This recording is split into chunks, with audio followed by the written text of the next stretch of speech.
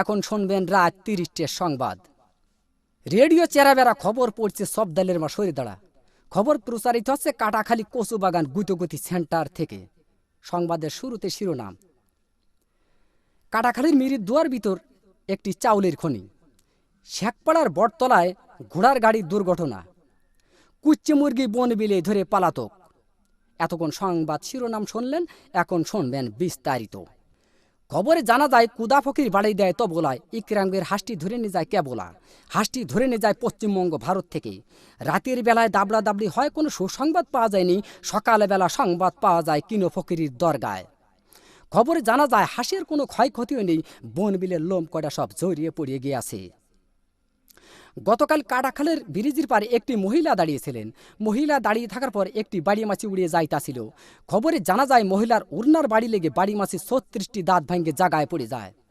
এরপরে বাড়ি মাছিটি দুঃখ প্রকাশ করেন যে তিনি দাঁত দিয়ে কিছু চাবিয়ে খেতে পারছেন না। আমাদের কদবেল হায়দার বাড়ি মাছির দাঁত লাগানোর জন্য ৩৬ লাখ টাকা পুরস্কার প্রদান করেন। গতকাল কাটাখালীর মিরির দুয়ার ভিতরে একটি চাউলের খনি পাওয়া গেছে। তাতে ৩.৫ চাউল পাওয়া গেছে, আরও পাবো বলে আশা করা যাচ্ছে। এসব চাউল তোলার জন্য আমাদের শেখপাড়ার মণিকুমার যতগুলি সব ঠিক করা হয়েছে। আমাদের আমরা আলী বলেছেন, এই চাউল বাংলাদেশে থাকলে পারে বাংলাদেশের অভাবনটন বেশি পরিমাণ বেড়ে যেতে পারে।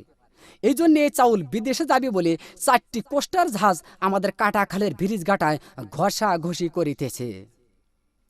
গতকাল বঙ্গোপসাগরে আগুন লেগে পানি পুড়িয়ে সারকার হয়ে যায়, মাছের কোনো ক্ষয়ক্ষতিও নেই, শ্যাওলা কড়া নিরাপদ জায়গায় আছে।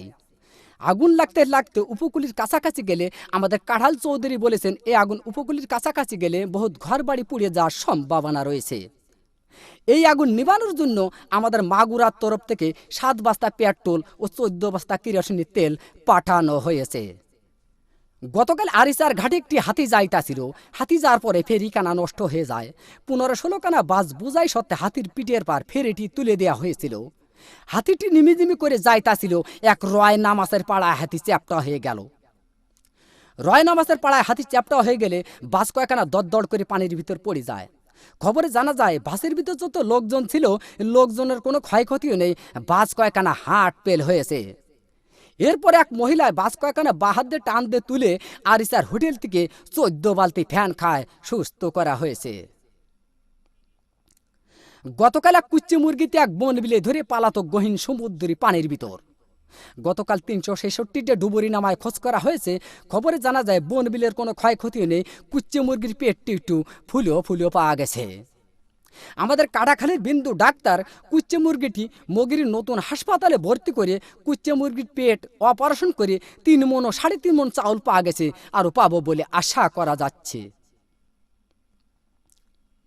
বর্তমান বাংলাদেশে মাছের অভাবন্টন বেশি পরিমাণ দেখা যাচ্ছে। এর একমাত্র কারণ বুড়িগঙ্গা নদী দিয়ে একটি মায়াবড়ির জাহাজ যাইতেছিল। এক কাইলে মাছের সাথে অ্যাক্সিডেন্ট হয়ে মায়াবড়ির জাহাজটি পানির ভিতর ভাঙ্গে চুরে পড়ে যায়।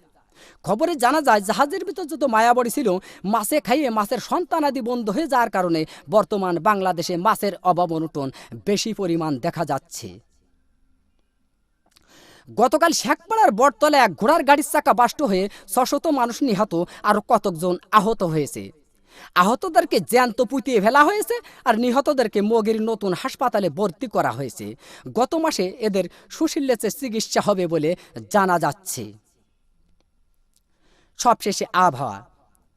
আজ রাত বিয়ান পর্যন্ত আবহাওয়ার পূর্বাভাসে বলা হয়েছে, ৬ সত্যিপুর, কাদিরাবাজ, দেড়িও, আবালপুর, সিমেলের মাদ্রাসার উপর দিয়ে দক্ষিণ পূর্ব দিক থেকে ঘন্টায় ৬০০০ কিলোমিটার বেগে দমকা থেকে জোরে হওয়া বৃষ্টি ও বজ্রবৃষ্টি সহ বিচ্ছিন্নভাবে বয়ে যেতে পারে। সেই সাথে ইট পাটকেল ও পাথরের খোয়া পড়ার সম্ভাবনা রয়েছে। এইসব এলাকার বাস, ট্রাক, মাইক্রো ও কার গাড়িকে ১ নম্বর সতর্কতা সংকেত দেখিয়ে যেতে বলা হয়েছে। আর এইসব এলাকার সাইকেল, বাইসাইকেল, মোটর সাইকেল এবং মকবুলের ঘোড়ার গাড়িকে ঘরের ভিতর বাইন্ধে থুয়ে বসে থাকতে বলা হয়েছে। এই আবহাওয়ার পূর্বাভাস রাত বিয়ান পর্যন্ত বলবৎ থাকিবে। আগামীকাল সূর্য উঠলি আর ডুববে না, ডুবলি আর উঠবে না। খবর শেষ হলো। খোদা হাফেজ।